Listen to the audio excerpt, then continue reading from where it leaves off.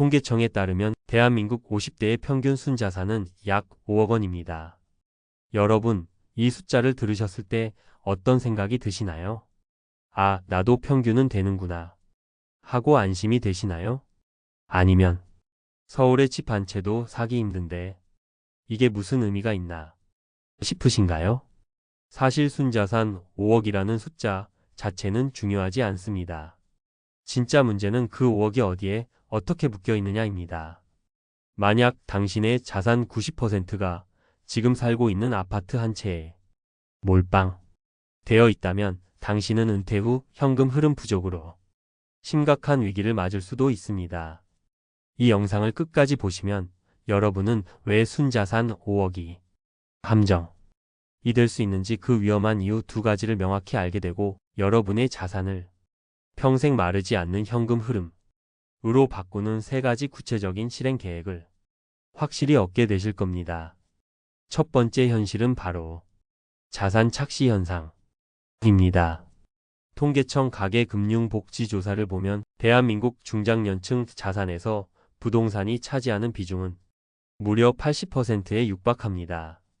특히 은퇴를 앞둔 50대 자산의 대부분이 부동산에 묶여있는 이 구조는 생각보다 훨씬 위험합니다. 여기에 평생을 성실하게 살아온 50대 후반의 김 부장님이 있습니다. 시가 12억짜리 아파트 한 채와 퇴직금 2억 원을 합쳐 총 자산 14억, 주택담보대출 4억을 빼면 순자산은 10억입니다. 숫자만 보면 남부럽지 않은 자산가죠. 하지만 마지막 월급 통장이 찍힌 다음 달부터 김 부장님의 현실은 완전히 달라집니다. 매달 꼬박꼬박 내야 하는 건강보험료, 재산세, 그리고 생활비까지 월급이라는 현금 파이프라인이 끊기자마자 그는 자산은 많은데 당장 쓸 돈이 없는 전형적인 유동성 위기에 빠지고 맙니다. 머릿속에서는 계속 이런 생각이 맴돌았을 겁니다. 내 자산이 10억인데 왜 통장은 계속 비어가는 거지? 두 번째 현실은 바로 준비 없는 은퇴입니다. KB금융 보고서에 따르면 한국 가구는 평균적으로 61세부터 소득보다 소비가 많아지는 적자 인생 구간에 진입한다고 합니다. 은퇴 후 부부가 생각하는 적정 생활비는 월 300만 원에 가깝지만 국민연금 평균 수령액은 1인당 월 62만 원에 불과합니다. 이 엄청난 간극을 무엇으로 메울 것인지에 대한 구체적인 계획이 없는 경우가 너무나도 많습니다. 김 부장님의 진짜 실패 원인은 단순히 부동산 비중이 높다는 것만이 아닙니다. 월급이 꾸준히 들어오는 현역 시절, 그때가 바로 자산 구조를 재조정할 수 있는 마지막 골든타임이었는데 그 기회를 놓친 것이 더 큰 문제입니다. 한 경제 전문가는 노년기 금융자산 비율이 최소 30%, 적정 수준은 50%가 되어야 노후 파산 위험을 낮출 수 있다. 고 강력하게 경고합니다. 여러분이라면 이 상황에서 어떤 선택을 하셨을 것 같나요? 자, 지금까지 우리는 김 부장님의 안타까운 실수를 통해 순자산 5억의 함정을 살펴봤습니다. 하지만 좌절하긴 이릅니다. 지금부터가 진짜 중요합니다. 이 위기를 기회로 바꾼 사람들의 이야기에 귀를 기울여 보시죠. 50대 초반의 박 선생님은 김 부장님과 비슷한 자산 구조를 가지고 있었습니다. 하지만 그녀는 부동산에 몰빵한 50대의 잠재적 위험에 대한 경고를 듣고 50대에 접어들자마자 과감한 결심을 합니다. 자녀들이 모두 독립한 후 조금 더 작은 평수의 집으로 옮기면서 현금을 확보하고 매달 저축하는 돈을 합쳐 현금 흐름 포트폴리오를 구축하기 시작했습니다. 이 사례의 핵심 성공 요인은 바로 실행입니다. 막연히 10억이 필요하다는 불안감에 떨기보다 5억이라는 현실적인 자금으로 월배당 ETF를 활용해 안정적인 현금 흐름을 만드는 데 집중한 것이죠.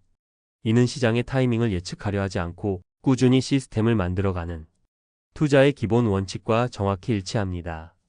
지금부터는 여러분을 위한 구체적인 월급 받는 포트폴리오 로드맵을 알려드리겠습니다. 첫째, 나의 재무상태표를 냉정하게 진단하세요.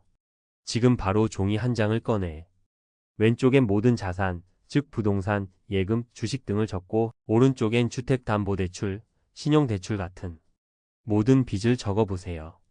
그리고 내 자산 중 부동산과 금융자산이 비율이 몇 대 몇인지 직접 계산해 보는 겁니다. 이 간단한 행동 하나가 현재 나의 위험 수준을 객관적으로 보여주고 은퇴 전까지 금융자산 1억 5천만 원 이상 모으겠다. 와 같은 구체적인 목표를 세우게 만들어줄 겁니다. 둘째, 절세 계좌부터 100% 채우세요. 지금 당장 연금저축펀드와 IRP 계좌를 개설하고 연간 세액 공제 한도인 900만 원을 최우선으로 납입하셔야 합니다. 만약 총 급여가 5,500만 원 이하라면 최대 16.5% 연간 148만 5천 원이 세금을 그대로 돌려받습니다. 이건 그 어떤 투자보다 확실한 연 16.5%의 확정 수익입니다. 이렇게 모은 돈을 VO와 같은 S&P 500 ETF에 20년간 투자했다면 연평균 10% 수익률만 가정해도 약 5억 7천만 원이라는 든든한 노후 자금이 만들어집니다. 셋째, 성장과 배당. 의 균형을 맞춘 ETF 포트폴리오를 만드세요. 어렵게 생각할 것 없습니다. 자산의 70%는 VO나 QQQ처럼 시장 전체의 성장을 따라가는 지수 추종 ETF에 투자하고 나머지 30%는 SCHD처럼 안정적인 현금 흐름을 만들어주는 배당 성장 ETF에 투자하는 것을 기본 틀로 삼아보세요. 한 시뮬레이션에 따르면 이런 포트폴리오 구성을 통해 5억 원으로 세월 370만 원이 현금 흐름을 만들 수 있습니다. 이는 주가 상승으로 인한 자본 차익은 별도로 하고 오직 배당만으로 안정적인 생활비를 확보할 수 있다는 뜻입니다. 오늘 이야기의 핵심은 순자산 5억 이라는 숫자 자체가 아닙니다. 그 자산을 이라는 자산으로 바꾸는 구조와 실행력에 있습니다. 부동산이라는 잠자는 자산을 깨워서 매달 나에게 월급을 주는 현금 흐름 시스템을 만드는 것. 그것이 바로 진짜 경제적 자유의 시작입니다. 50대는 40대의 삶을 60대의 안정된 노후로 연결하는 마지막 징검다리입니다. 지금 느끼는 불안감은 너무나 당연합니다.